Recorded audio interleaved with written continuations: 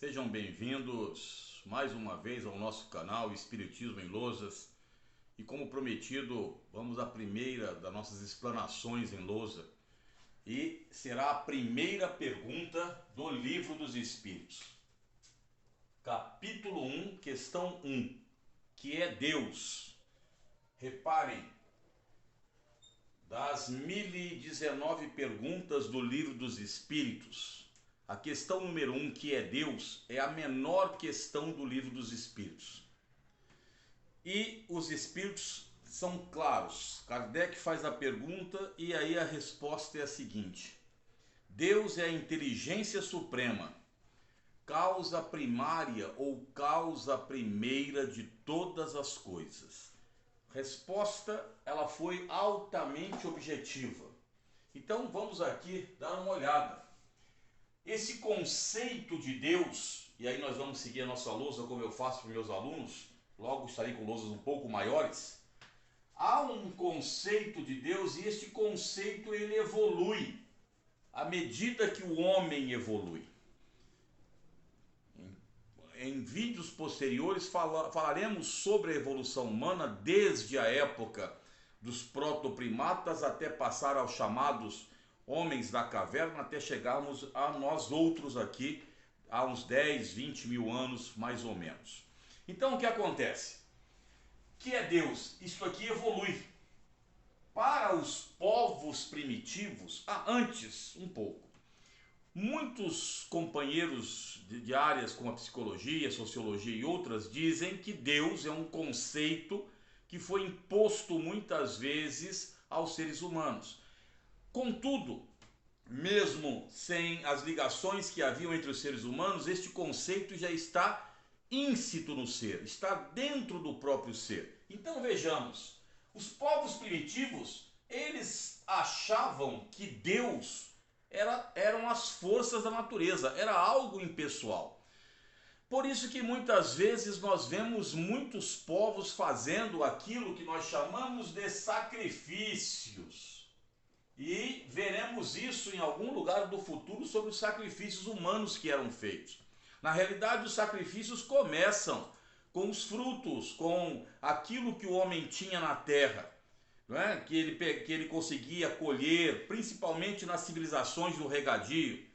Antes também haviam algumas situações. Depois, o pessoal falou, peraí, se vegetal, os deuses, as forças da natureza, raios, chuvas, tempestades, vulcões, terremotos podem nos atender, que bom seria que pudéssemos sacrificar seres humanos.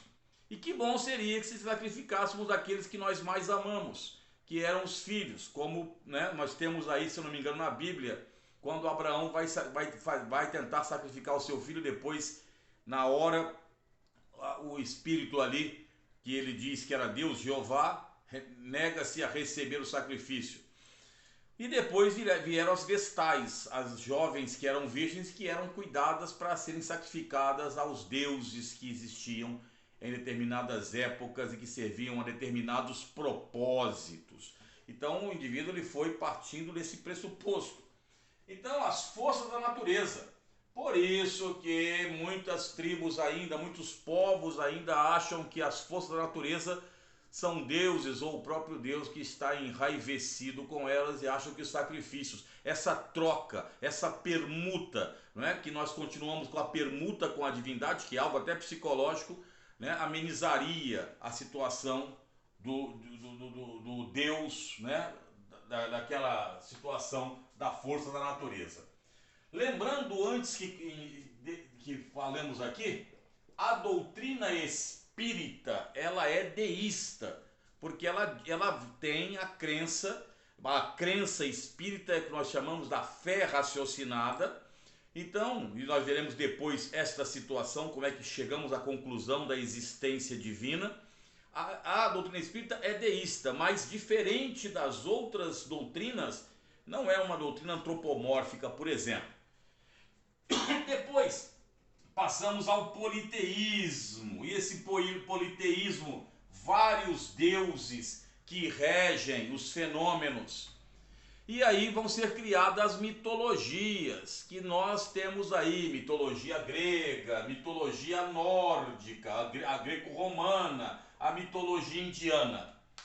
Pagaremos aqui a lousa para falarmos rapidamente sobre essas mitologias.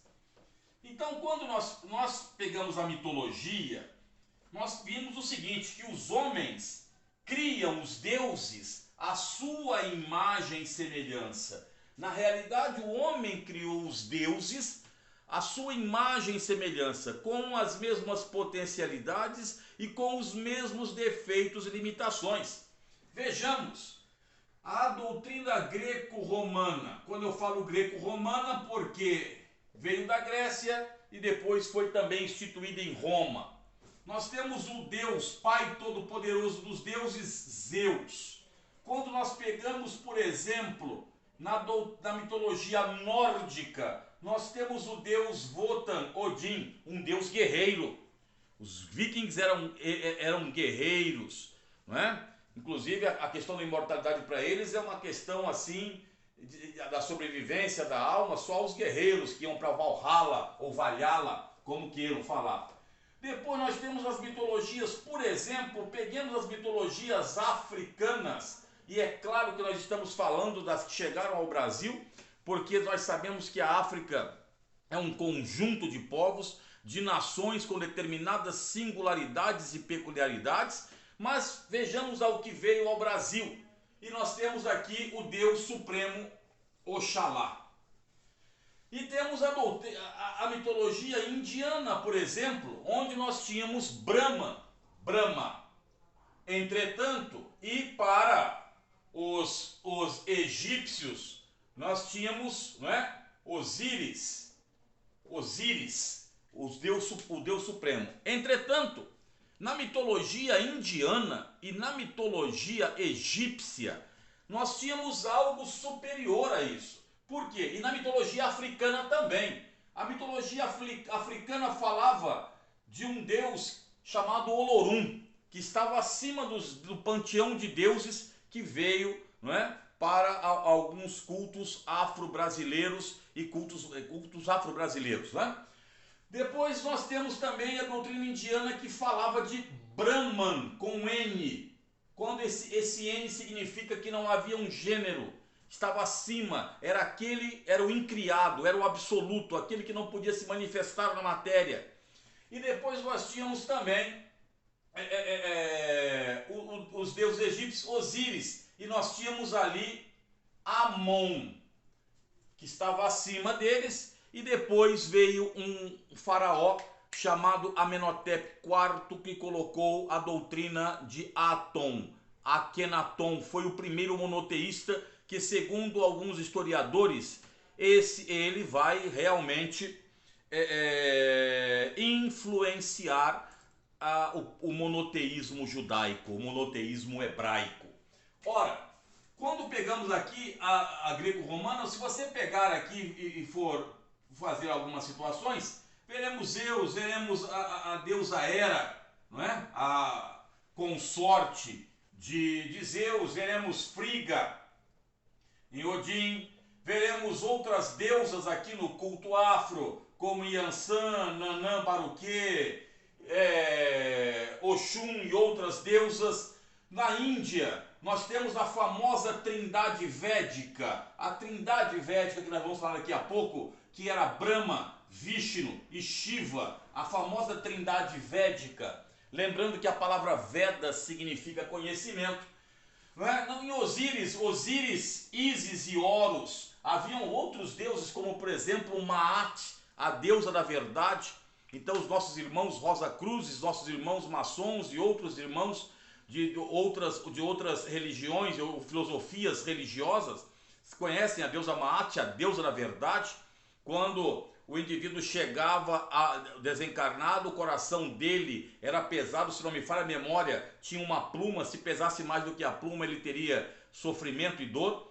Então veja bem esta situação, então isso foi criado, então as mitologias. Por isso que as mitologias têm muitos dos chamados arquétipos psicológicos que nós temos hoje.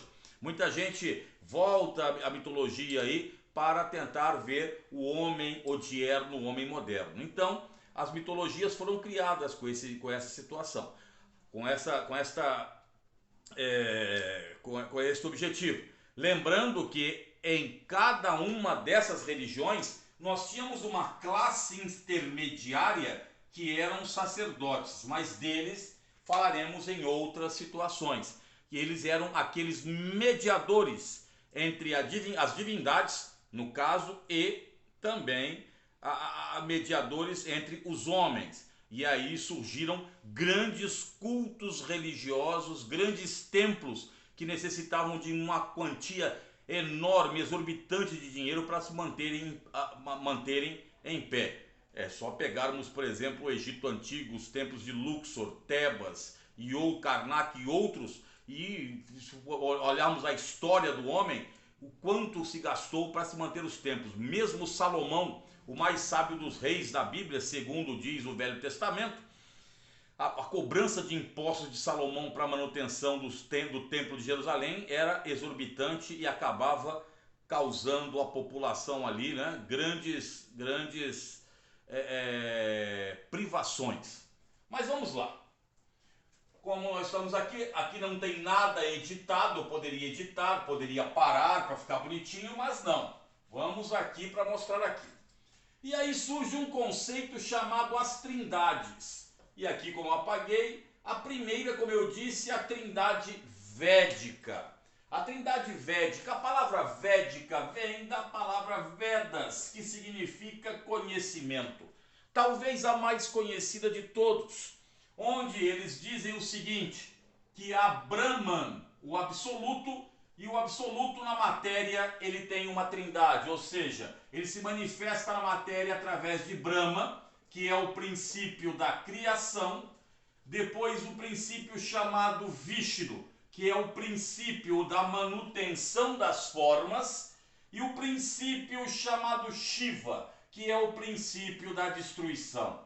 Vamos relembrar o mestre lionês Allan Kardec. Nascer, morrer, renascer, evoluir sempre sem cessar, numa espiral, muitas vezes, uma espiral infinita. Tal é a lei. Então, essa lei ela é antiquíssima. Os povos, os indianos, eles trazem esse tipo de concepção para nós. E, segundo os indianos, a sétima encarnação de Vishnu deu origem a Krishna, que foi um grande libertador dos homens para o hinduísmo ou o brahmanismo. Então já vemos uma concepção bem mais evoluída.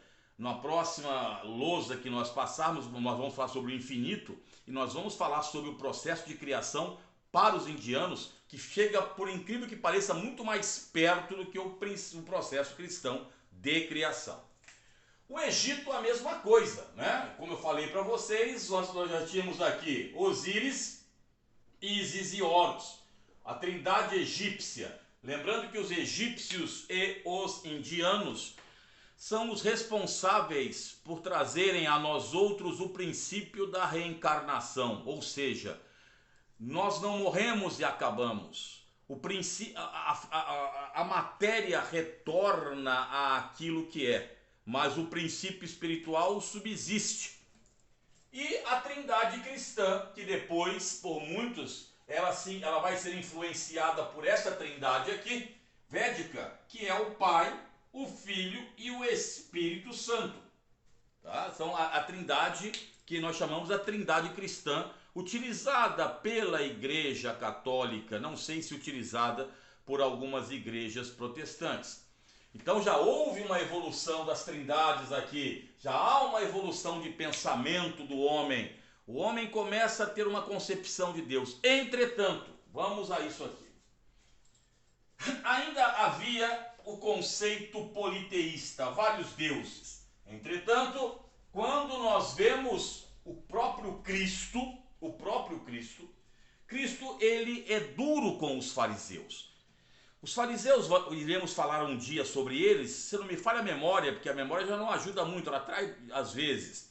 surgem no século II a.C., mais ou menos 150 anos antes de Cristo, e eles surgem com o nome de parish, que é divisão, e eles vão fazer o quê? Eles vão bater de frente com o domínio romano. Os romanos são altamente hábeis em termos políticos e começam a pegar os fariseus, cooptar os fariseus para si. Por isso Jesus era duro com os fariseus. Chamava os fariseus de hipócritas, sepulcros caiados por fora e podres por dentro. Porque ele dizia, e ele era claro, ele dizia que os fariseus conheciam os meandros, o mecanismo da questão divina, da concepção divina, e acabavam submetendo-se ao Império Romano.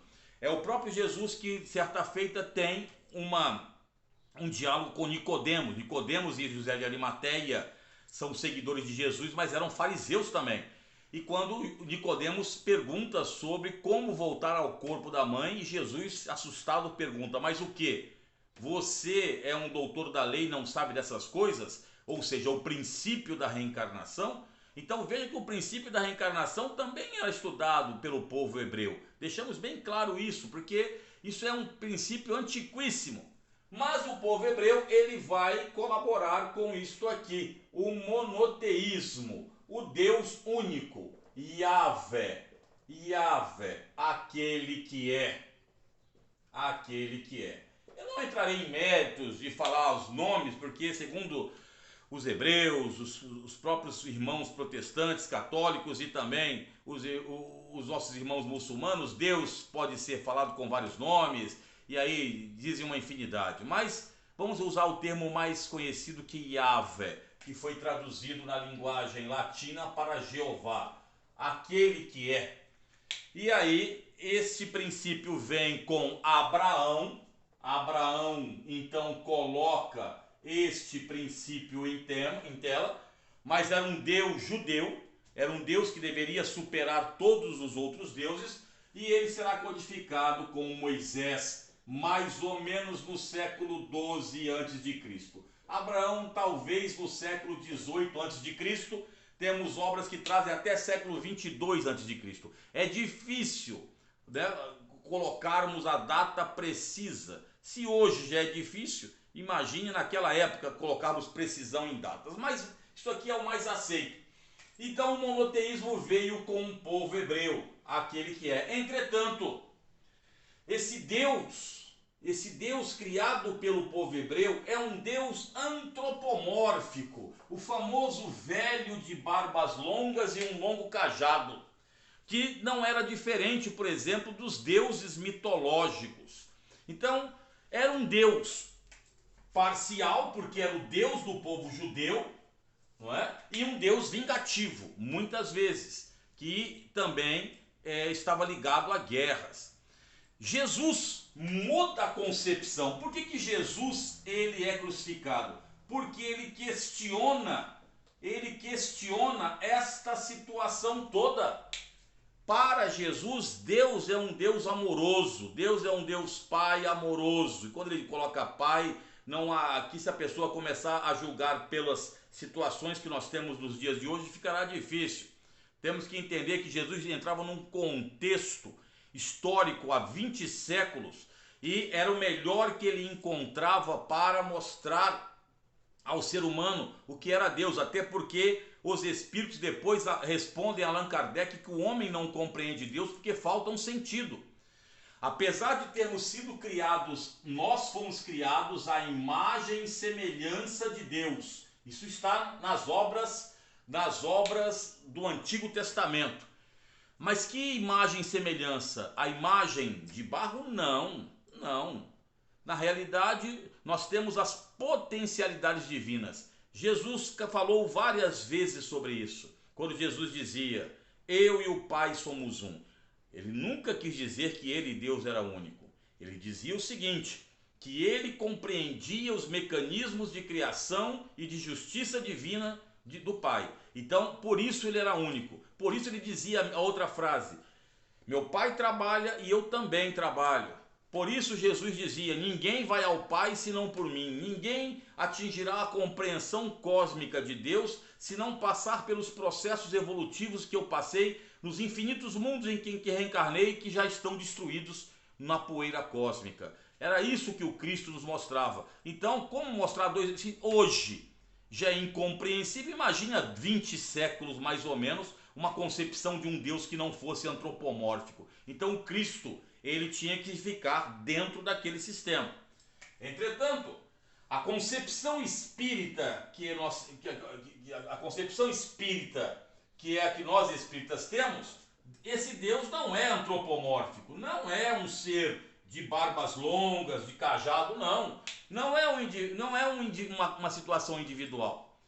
Por isso que os espíritos dizem a Kardec que tem certa feita que eles dizem para Kardec, não vá além, porque iríamos nos perder, né, para entendermos a concepção de Deus. Existe uma historinha que uns colocam na Índia Antiga, outros colocam com Santo Agostinho. É uma história contada há muito por várias pessoas.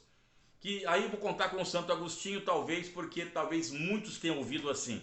Santo Agostinho estava numa praia pensando no que é Deus, a concepção de Deus, que era Deus que ele não tinha noção. Aí vem uma criança e pede cava um buraco e quer encher o buraco com a água do mar. Santo Agostinho ri para a criança e diz o seguinte: meu filho, como que eu vou colocar a água do mar no buraco? E o garoto vira-se para ele e diz: é mais fácil eu colocar toda a água do mar nesse pequeno buraco do que o senhor colocar a concepção de Deus em sua mente. E depois some. Logicamente que isso é lendário, é uma história a ser contada, e nós sabemos que as histórias se perdem nos tempos primevos, mas é para mostrar que a nossa concepção ainda tridimensional, uma concepção que muitas vezes não acredita naquilo que não vê, apesar de estarmos cercados por ondas e radiações invisíveis ao olho nu, nós ainda colocamos-nos na situação da criança que não crê. Então fica esta pequena lousa. Na próxima lousa nós tentaremos falar sobre a questão do infinito, não é? Porque a primeira questão é Deus. A primeira parte do primeiro capítulo é Deus e o infinito. Falamos apenas da primeira questão, depois falaremos da questão 2 e 3, a questão do infinito, como ele realmente é algo que leva a nossa mente para locais muito distantes e, como diria o poeta, nunca dantes navegados. Que Jesus, nosso Mestre, possa abençoar a todos nós, que Deus, nosso Pai, esteja sempre conosco, como sempre estará, e que a espiritualidade superior possa intuir a cada um de nós na nossa senda evolutiva. Que assim seja, paz e luz a todos.